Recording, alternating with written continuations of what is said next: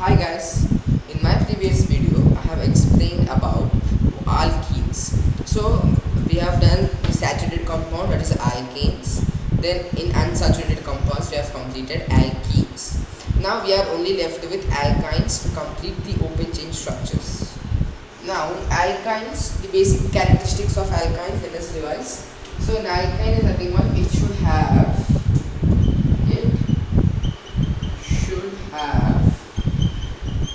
at least one triple bond, or at least one triple bond.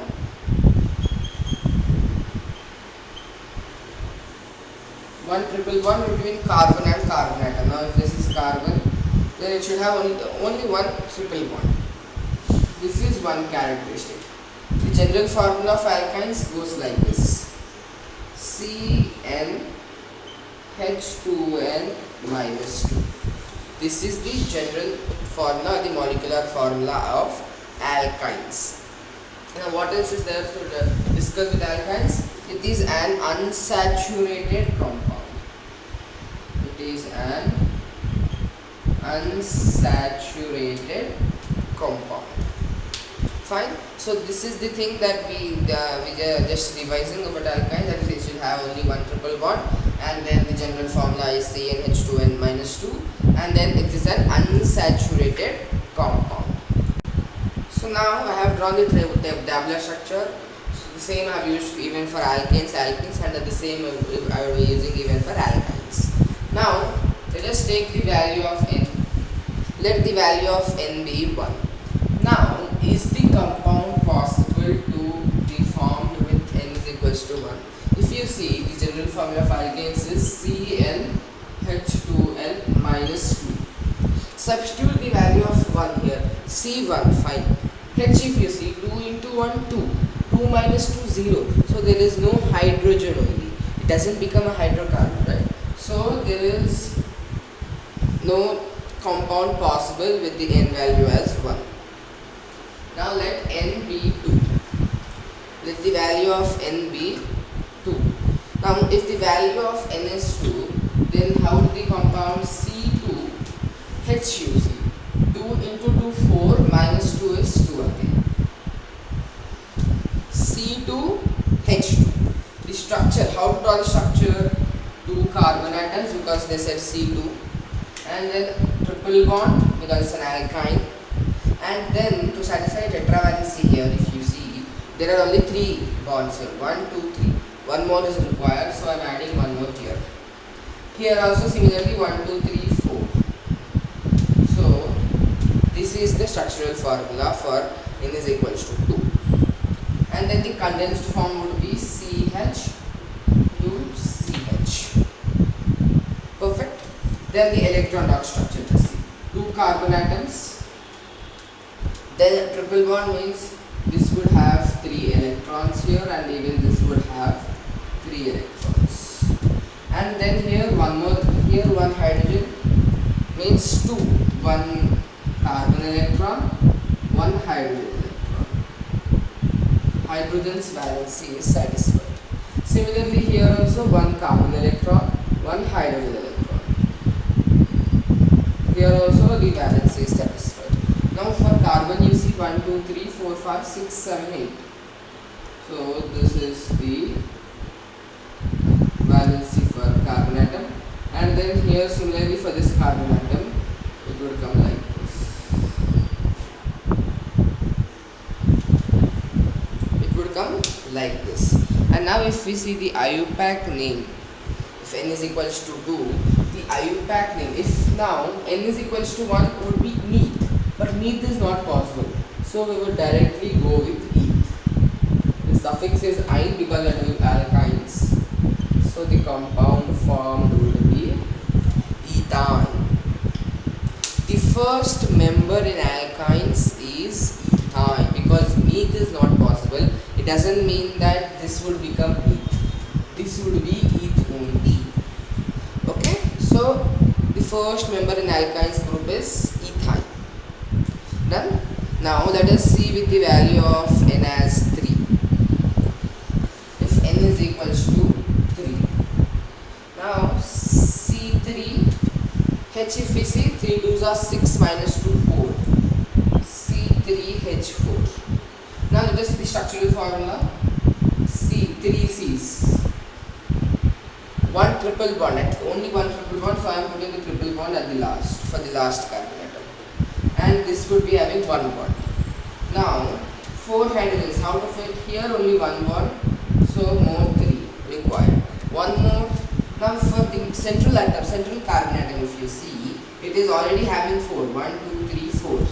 So no hydrogens are required for this carbon atom. Whereas for this, if you see 1, 2, 3, only 3 are there. So I am adding another one here. One hydrogen here, one hydrogen here, one hydrogen here, one hydrogen here. So C3H4 we got it. Now coming to the condensed form of this would be the same, CH3CA, just only C and then triple bond CH. This is the condensed form of this. Now the electron dot structure, 3 carbons, so 1, 2, 3. Triple bond is at last, so this carbon would require 3 electrons and this carbon also requires 3 electrons because it's having triple bond. And here 1, 2, 3 only 1, 4. Here 1, 2, 3, 4. For this 1, 2, 3, 4. Now place the hydrogens from this, you see hydrogen here, one hydrogen, so one more electron for hydrogen. The bond is satisfied. Here also H satisfied. Here also H satisfied. Now for this let us see. Here one H because we are having here one H, right? So here one H. Then even this bond is satisfied. We have completed hydrogens bonding. Now coming to carbon. For this atom, for the first carbon atom, if you see 1, 2, 3, 4, 5, 6, 7, 8. Count the number of electrons. It need to be 8 for carbon, 2 for hydrogen. Okay. Now for this central atom, if you see 1, 2, 3, 4, 5, 6, 7 and 8.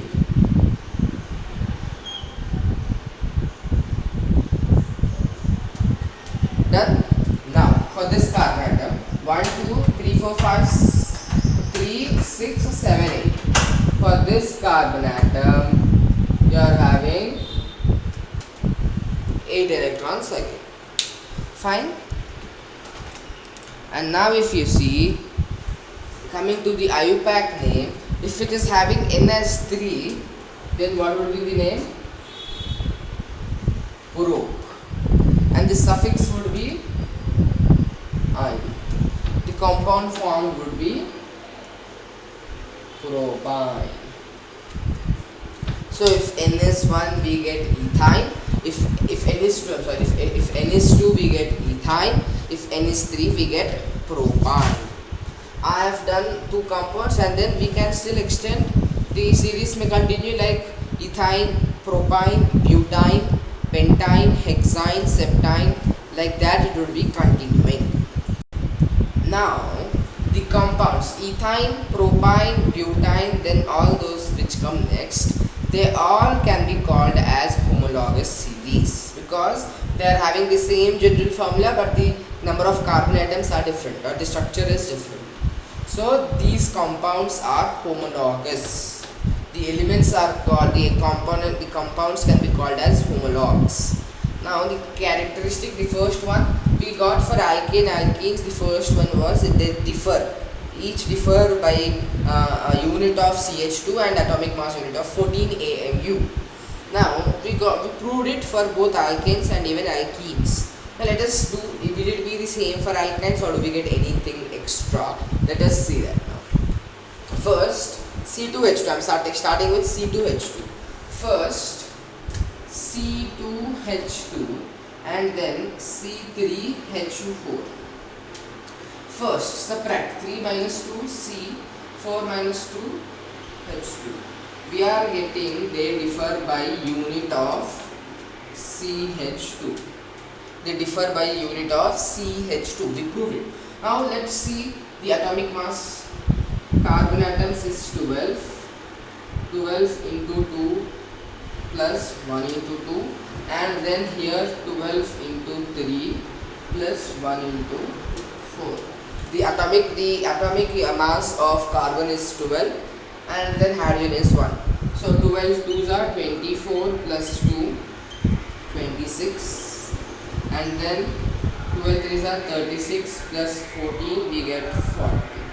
If you subtract, we get 14 AMU. Means each compound differ by unit of 14 AMU. Now, did we get the same for even alkenes and alkanes? You got the same, they differ. Each two differ with the unit of CH2 and then atomic mass of 14 AMU. So this criteria, that is the difference between two homologs for alkanes, alkenes and alkynes is same. And then the chemical properties are also again same because they are having only carbon and hydrogen, and the physical properties are different because they have the number of carbon atoms are increasing, and even the boiling point, melting point also increases along with the number of carbon atoms. So this is the story of alkynes. So we have successfully completed the whole open chain structures. Open chain had saturated and unsaturated, so we have completed both of them. So in my next video we will learn about the ring structures, that is the cycloalkanes, cycloalkenes, cycloalkynes, and then the aromatic hydrocarbons. I hope you have understood today's concepts. Thank you.